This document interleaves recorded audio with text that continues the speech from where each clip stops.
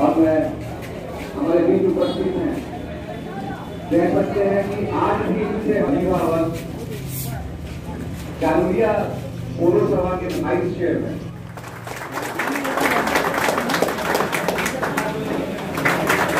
हमारे बीच शिक्षक संजय सिंह जी जो हिंदी प्रकोष्ठ के हर प्रोग्राम में शामिल रहते हैं। श्री अमित गुप्ता जी उनकी दाहिनी ओर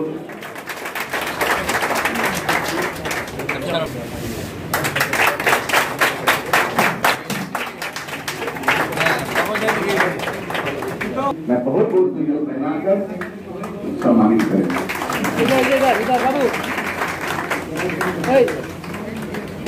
রাজভবনে তো আমাদের অ্যালার্জি নয়, রাজভবনের অ্যালার্জি। কারণ দেখুন, মানে সাংবিধানিক প্রধান আমরা এক্সপেক্ট করবো যে নিরপেক্ষ হবে এবং তিনি আমাদের কনস্টিটিউশনাল হেড।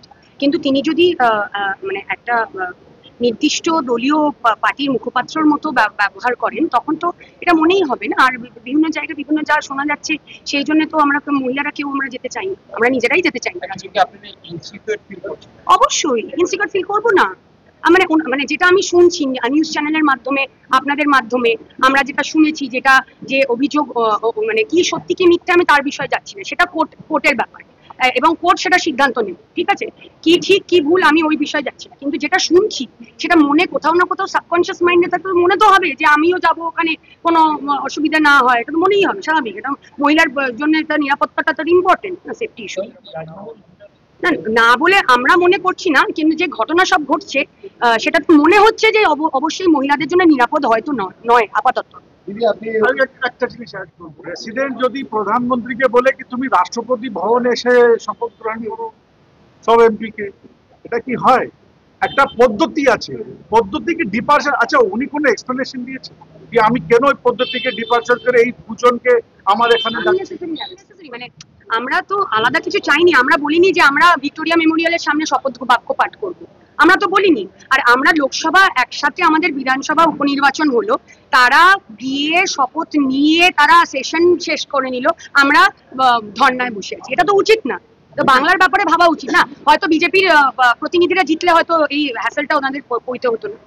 ওই যে বলে না মানুষে, আপনি একটু আগে প্রশ্ন করছিলেন বিবেকজিকে যে অমুক বলেছে, কথাতে আছে যে মানুষের থেকে তার ছায়া বড় হয়ে যায় যখন, তখনই বুঝে যেতে হয় যে সূর্য অস্ত হওয়ার সময় নেই।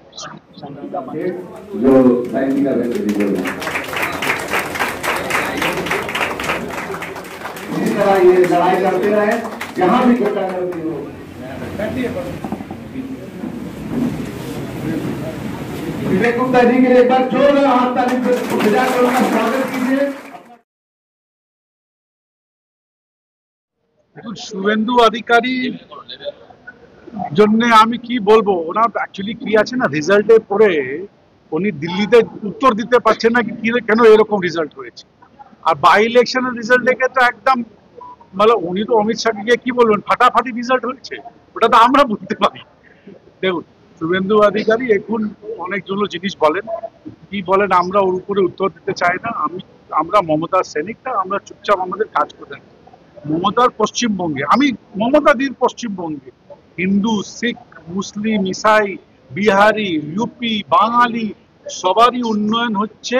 সবাই একদম ঠান্ডা শ্বাসে ভালো রকম আমরা সার্ভাইভ করছি, গ্রো করছি আর এনজয় করছি। এটা হতেই পারে বিজেপি তো দেখতে, ওরা তো শুনুন, ওনার ক্যাম্পেইনে ওরা মমতা খারাপ, অভিষেক খারাপ, কিন্তু নিজে ওরা বাংলার পক্ষে কি ভালো করবে কেউ বলতে পারেনি। আপনি দেখুন এখানে ওরা যখন নেগেটিভ ক্যাম্পেইন করে, লক্ষ্মী ভান্ডারে কোনো উত্তর আছে শুভেন্দু অধিকারীর কাছে? রূপশ্রীর কোনো উত্তর আছে? কন্যাশ্রীর কোনো উত্তর আছে? দিক না, কেন বিজেপি স্টেটটা এইসব কপি করছে স্কিমটা।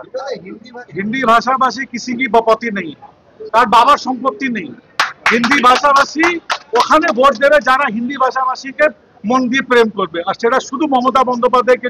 আমি আমার বক্তব্যটা একটু আগে বললাম, आजादी दिखे कोनो प्राइम मिनिस्टर कोनो चीफ मिनिस्टर हिंदी भाषाभाषी जो तो वो लोग को नहीं, जो तो ममता बंदोपाध्याय आकर नीचे कर दिए। ऐसा है, मैंने कहा ना, अब दिल्ली वाले जो उनके मालिक हैं उनको जवाब देने के लिए कुछ ना कुछ तो बनाना पड़ेगा।